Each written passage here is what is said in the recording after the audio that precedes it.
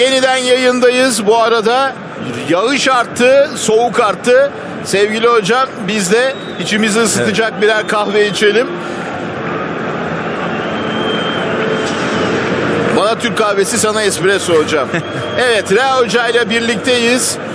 Cüneyt Ağaspor'a yayına yollamıştık. Hocam, net bir skorla Guendouzi ve Osterwolde'nin golleriyle 2-0 kazanarak Süper Kupa'nın sahibi oldu Fenerbahçe.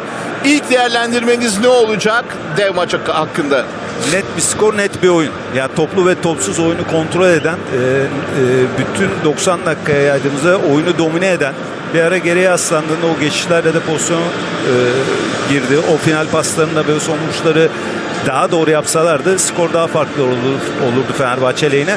Ama bana göre saha içinde yalnız değil Ender. Yani kulübede de daha böyle maçı yaşayan, daha isteyen, bütün oyunun bölümlerinde bir Tedesco vardı. Saha içinde nasıl oyuncular, saha dışında da aynı şekilde. Okan Buruk için keza onu söyleyemeyeceğim. Saha içinde zaten net görülüyordu. Daha fazla istekli olan, yüksek konsantrasyonla oynayan, coşkulu oynayan, daha planı olan, daha organize olan bir Fenerbahçe vardı. Hem kulübeden sahaya yansıdığını net bir şekilde Tedesco'lu Fenerbahçe'nin gördük. Okan Buruklu Galatasaray'ın bunu göremedik. Bir kere net yaşayamadı. 36 milyon euro verdiğin, mal ettiğin bir kaleciyi böyle bir final kupa maçında müzene götüreceksin sonuçta. 2025'in Türkiye'de bütün herkesin evlerinde ATV'den seyrettiği net bir şekilde bu maçta kalede Günay oynamaz. Bunu skordan bağımsız söylüyorum. Devre arası da söyledim. Gol de yemese. Şimdi böyle bir kalecim varsa birinci sınıf bu maçta oynar.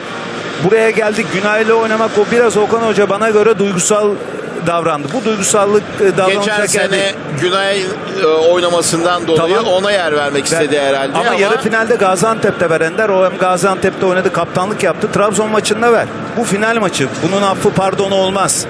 Doğru. Şimdi takımı net hazırlayamadığını Okan Hoca'nın hem çıkan ilk 11'de oyuncu değişikliğini düşünebiliyor musun? 88. dakika oyunu kurtarsın diye Galatasaray'da Kazımcan'la Kaan'ı soktu Okan Hoca. Diğer tarafta Tedesco hem başlayan 11 hem de oyuncu değişiklikleri çok doğruydu. Bir de maçı Okan Hoca yeri geldiğinde kulübeye girdi. 90 dakika orada oyuncularla beraber maçı yaşayan, onlarla beraber savunma yapan, onlarla hücum yapan bir Tedesco vardı. Şimdi bugün sahada bir X faktör vardı. Tabii işte Asensio ve Skriniar gerçekten çok iyi oynadılar ama Matteo Guendouzi bugün sadece attığı golle değil, saha içinde kapladığı hacimle de büyük fark yarattı. Onun hakkında bir parantez açmak lazım. Kesinlikle muazzam oynadı. Kalite bu. Yani 7 yıldır esasen Fenerbahçe'nin Ali Bey zamanındaki hikayesi. Devre arası oyuncu alacaksan para vereceksin. Böyle hazır oyuncu alacaksın. Al Musamba'yı aldın. Sana Samsun maçında fark yarattı. Guendouzi'yi aldın. Burada fark yarattı. Böyledir. Nokta atışı yapacaksın. Fenerbahçe kulübüne 7 yıldır da programlarda söylüyoruz. Ara oyuncu değil. Hep söylüyorum. Net oyuncu, net oyuncu, net oyuncu. Ali Bey zaten bu hayali kurdurdu diye işte öyle güçlü ekonomisi var diye geldi. Ama yeni gelen yönetim, Saadettin Bey ve yönetimi bunu net bir şekilde yaptılar. 3 tane oyuncu aldılar. Mert oynasa bugün bir tane Fenerbahçeli niye oynadı? X demez. Aynı şekilde baktığında Musamba, aynı şekilde Guendouzi. Guendouzi yalnız bu sahayı yakmadı. Kadıköy'de yanıyordur. Yani öyle yaktı. Yani resmen de muazzam bir oyun oynadı. Bir takım ancak yani bir oyuncu geldiği zaman bu kadar adaptasyon olur. Bizde var ya 3 ay 5 ay arada bekleyelim denir. Kaliteli oyuncunun adaptasyona ihtiyacı yok. Hocam 2 gün önce Fiorentina karşısında 90 dakika oynadı Lazio formasıyla. İşte antrenman düzeyi, kalitesi ve profesyonel geldi. Bir antrenman yapmış takım arkadaşlarıyla. Aynen ama geçmişte antrenmanı sağlam. İtalya Ligi'nden geliyor. Dediğin gibi Fiorentina maçında bir de uzatmalar oynadı. 100 dakikaya kadar bir oyun oynayıp gelip burada tekrar ya sahanın en iyilerinden biriydi. Ya orta sahaya bir şekilde dinamizm getirdi, akıl getirdi. Yani Fenerbahçe takımında bozuk olan, olmayan bir parçayı tamamladı o puzzle'da. Fenerbahçe'nin en büyük de yaptığı mesela geçmiş senelerde mesela Galatasaray bunu son 3 sene şampiyonluğunda çok 4. senede aynı şekilde bu sene de bir omurgası var. O 7 oyuncu tabii, o blokta. Tabii. Fenerbahçe bunu çok doğru oluşturuyor. Bu çok önemli şampiyonlukta. Şimdi bugün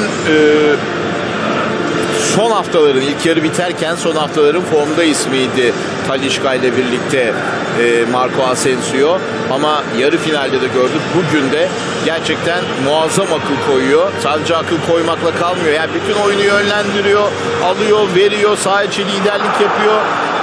O da gerçekten çok önemli katkı sağlıyor son dönemde Fenerbahçe'ye, değil mi? Kesinlikle, yani orta saha hücum bağlantısında net bir oyun aklı. Şimdi Fenerbahçe'nin savunmadan orta saha ve hücuma bağlantısı yoktu. Onu Gendüzü ile sağladı. Dikkat ediyor musun? Hem defansif hem ofansif anlamda. Birinci bölgeyle üçüncü bölge arasında. Bravo. Şimdi oradaki hem orta sahada diğer oyuncuları ve hücum bölgesini oynatan bir, bugün de derinde oynadı. 4-3-3 gibi oynadı. 6 numara gibi, hem orada gol atmasının haricinde bir de oyunu yönlendirdi. Çok iyi toplar kesti savunma yönünde. Aynı şekilde Asensio da öyle. Yani Asensio Fenerbahçe'nin anahtar oyuncusu. Net saha içinde problemi çözen, sıkıştığında herkesin oynayacağı, nerede ne yapacağı, tempoyu yükselteceği, sete yerleştireceği, geçişi yapacağı resmen bir oyun aklı. Yani Fenerbahçe'de bu iki tane çok doğru omurgada, hem 6 numarası hem de işte 10 numara profilinde Asensio var. Talisca geldiğinde mutlaka Talisca da oynayacak. Asensio çizgiye çıktığında içeride Talisca ile de ikili oyunları son haftalarda oynamıştı. Yine bir akıl koyacak. Ya Asensio varsa derdin yok yani.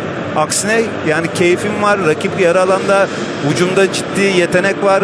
Gol pozisyonuna girmek var. En önemli oyuna hükmetmek var Asensio'yla. Bu arada Süper Kupa geldi. Kaideye konuldu. Madalya ve plaketler de yine tören için oluşturulan sahnede.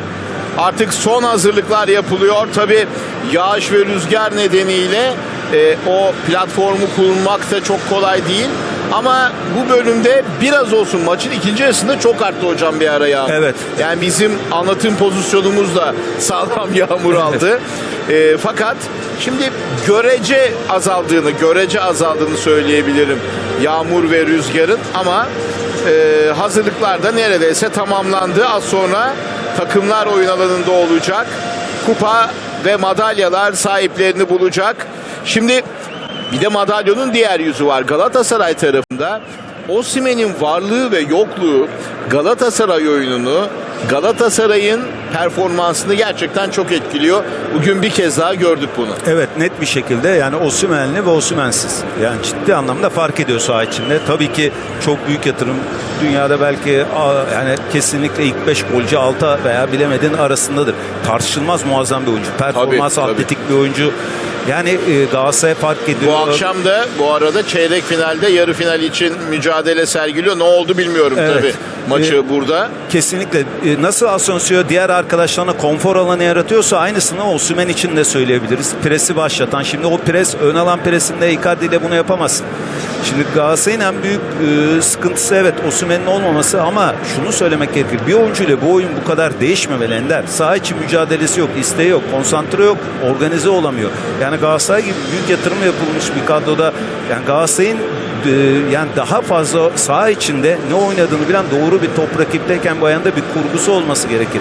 Yani Hocam 2-0 kazanmış Nijerya. Osimhen'in de bir golü var. Osimhen tartışması yani net, yani yarı finale çıkmış Nijerya. Tartışmasız yani zaten ligimizde fark yaratan muazzam oyuncu, ama dediğim gibi bir oyuncu bu kadar dengesini bozmamalı.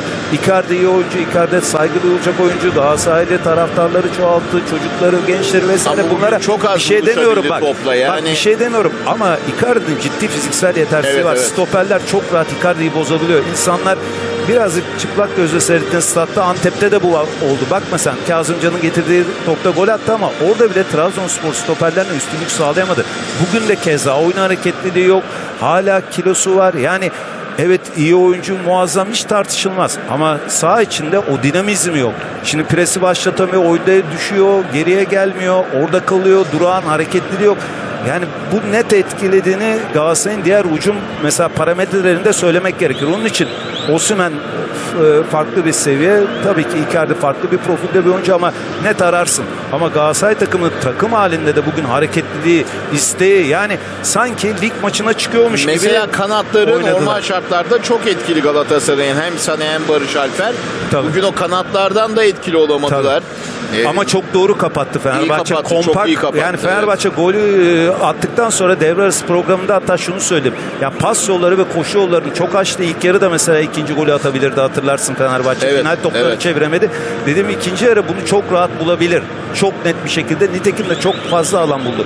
Yani Galatasaray'ın en önemli refleksi saha içinde, yani pres ve kaptırıldığında karşı presi doğru yapamadı. Aksine Fenerbahçe yaklaşık bir kere şunu söyleyeyim, Tedesco ile karşı presi yoğunlaşarak dikkat edersen ikinci yarı bir ara döndürmediler Galatasaray. Evet, Devamlı evet. presi çok iyi yapan stoperleri Osterwolde ve Hatta iki Osterwolde tane de Şikirleri üst üste pozisyon oldu kesinlikle oradan. öne doğru ittiği bir Fenerbahçe'de 2-3 tabii atak sürekli devamlı oluyor. Ender geriye koşmuyorsun, rakip yarı alanda kalıyorsun. Hem baktığımızda ikinci yarı mesela biraz daha Galatasaray topu hükmetti ama pozisyon bulamadı. O geçişleri daha rahat bulan, daha eksik yakalayan, hem pas hem de koşu yolları açık olan bir Galatasaray vardı. Şimdi Fenerbahçe'de daha tabii bu denkleme katılacak Semedo var, Alvarez'in yani sakatlığı biraz daha belki sürebilir ama o da yakında takımla birlikte çalışmalara başlayacak. Fred cezalıydı, bugün oynayamadı. Onun dışında Archie Brown'un sakatlığı var. Olası transferler var. En-Nesyri Afrika Kupası'nda yine keza. Nene bugün döndü ama o da yani Mali ile beraber Afrika Kupası'ndaydı. O da ayağının tozuyla oynadı. Fenerbahçe'de daha farklı şeyler düşündüren isimler de var. Galatasaray'ın da bu arada yani zaten son 3 sezonun şampiyonu, transfer çalışmalarının ciddi şekilde sürdüğünü ve özellikle 28'inden sonra en az 2 transfer beklediğimizi belirtelim buradan bizi izleyenlere de. Kesinlikle. Bir de Galatasaray'la ilgili şunu söyleyelim. Yani çıkan 11'de Lemina, evet, baktığımızda Lucas Torreira, ikisi de defansif ama hamle. Yani daha onları oynatacak. Üretemediler mesela. Yani bir tek yarıda. Sané'ye bakıyorsun. Sané'yi Levent birebir de çok iyi kitledi. Yani Levent bugün bana göre sahanın yıldızıydı iyi belki. oynadı. Çok iyi Sané gibi oynadı. muazzam bir oyuncu. Hele biliyorsun Trabzon maçında Gaziantep'te mükemmel oynadı. Bu anlamda çok iyi oynadı birebir de. Ve de bunun paralelinde orta sahada Lemina ile Lucas Torreira ile bu oyunu bir şekilde orada olgunlaştıramazsın. Oyunu kontrol edemezsin. Defansif anlamda edebilirsin. Ofansif anlamda edemezsin. Yani Sara ile İlkay'ın formsuzluğu belki yani Okan Hoca öyle düşüyor ama yani oynatıp bu takım bazı evet Şampiyonlar Ligi'nde oynadığı maçlarda bunu oynayabilir ama Türkiye Ligi'nde mutlaka Lucas Torreira'nın yanında bir ofansif işte Sara aynı şekilde İlkay yani birinin oynaması gerekir o bağlantı veya İlkay Sara yani Yunus eğer çizgide oynayacaksa veya Yunus oynayacak İlkay Sara'dan biri Lucas Torreira yani bu üçlüyü daha doğru yapması gerekir. Galatasaray'ın yani üretememesinin birçok parametresi varsa bu da var. Yani Okan Hoca bunu doğru oyunu kurgulaması gerekir. Fenerbahçe için şunu söyleyeyim yani bu galibiyet tesadüf değil. Niye değil? Bağıra bağıra geldi. Baktığında Tedesco 11 haftadır çalışıyor değil mi? 11 haftada ligde puan durumu Fenerbahçe 1. durumda. Demek ki ne oynadığını bilen yaklaşık bu 4 aylık süreçte antrenmana inanan, antrenmanda gelişmeye inanan bir Tedesco var. Tedesco ilk geldiğinde Zagreb maçı ve arkasına işte o Kasımpaşa gitsin falan denilene yani adamın nereden... Şüphelerinden doğdu yani ne şartlarda geldiğini göz ardı etmemek ya lazım. İşin gerçeği o zaman ciddi başkası gelsin diye çalışanlar şu anda Tedesco övüyor. O zaman da programlarda biraz daha Fenerbahçe'nin sabretmesi gerektiğini söyledik. Yani bu adam Nagelsmann, Tedesco bunlar aynı baktığımız antrenman biliminde dereceyle bitirmiş. Yani ve de bunu nasıl yapılacağını bilen sırf tabii antrenörlük bununla da bitmiyor ama bunu niçin yaptıracağını bilen bir teknik adam var Fenerbahçe'de. Zamanla hepsini düzeltti. Yani ilk o Zagreb maçında işte Asensio, Samedo oynar bunlar yerine şimdi gelinen nokta burada. Yani Fenerbahçe'nin en büyük sıkıntısı geçmiş yıllarda birlik, beraberlik saha içinde oyuncuların tek sesliliği yoktu. Herkes farklı bir mesela enstrüman çalıyordu. Şimdi bir orkestra. Evet değerli futbol severler, bir kısa reklam aramız daha var, az sonra birlikteyiz.